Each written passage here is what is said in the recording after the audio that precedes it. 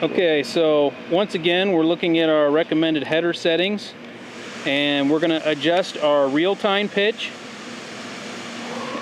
In our instance, we're in soybeans, and the initial setting is 2, but if we get into really lodged crops, we may adjust this reel timing.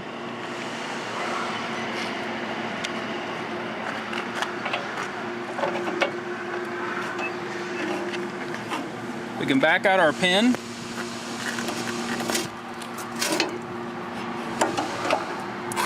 And this would be the most rearward position.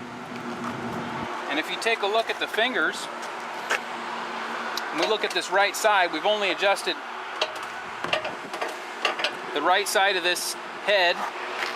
The far left side, the fingers are more vertical, and on this side they're more to the rear. So if we had lodged or down beans, we could move the reel farther forward and actually take that crop and toss it a little bit farther back. Since the reel's going to be forward and away from the cutter bar, we want to bring those fingers back so it tosses the beans onto the belt.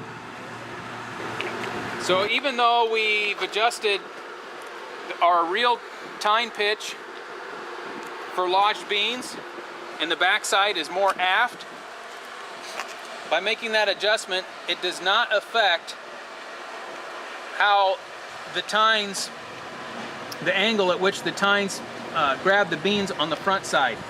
It stays the same on the front side, but on the rear it'll change the angle at which the crop is delivered to the draper. This is one of the easiest settings that can be performed on this head. It's very simple. Just to make our adjustment and pop that reel back into place.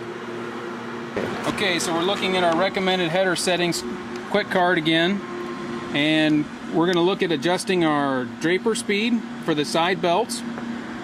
And for most normal conditions, we're going to run it at an initial speed of 7.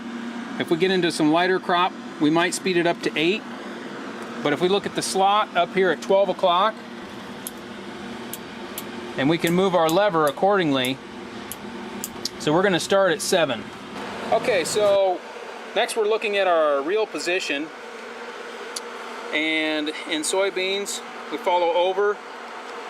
The initial starting position is 6 or 7. And as we look at the right hand of the reel, we have numbers that are stamped. And right now we have this head set at 6.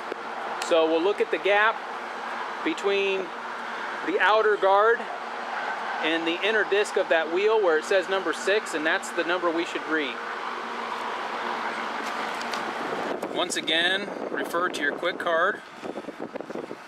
We're going to look at the skid shoe position. And in soybeans, we're going to be at 1 or 2. Most of the time we're going to be in the highest position at 1, unless we get into really light, fluffy field conditions.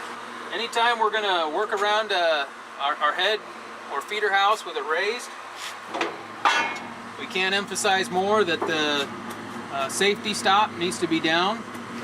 So to perform adjustment on our skid shoes, like I say, we're in the top position now. But if we want to drop down to the middle,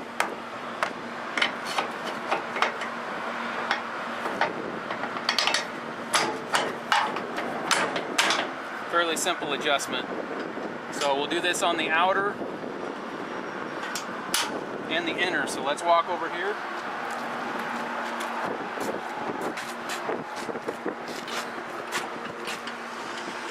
On the inside we have a clevis. You can pull the pin out.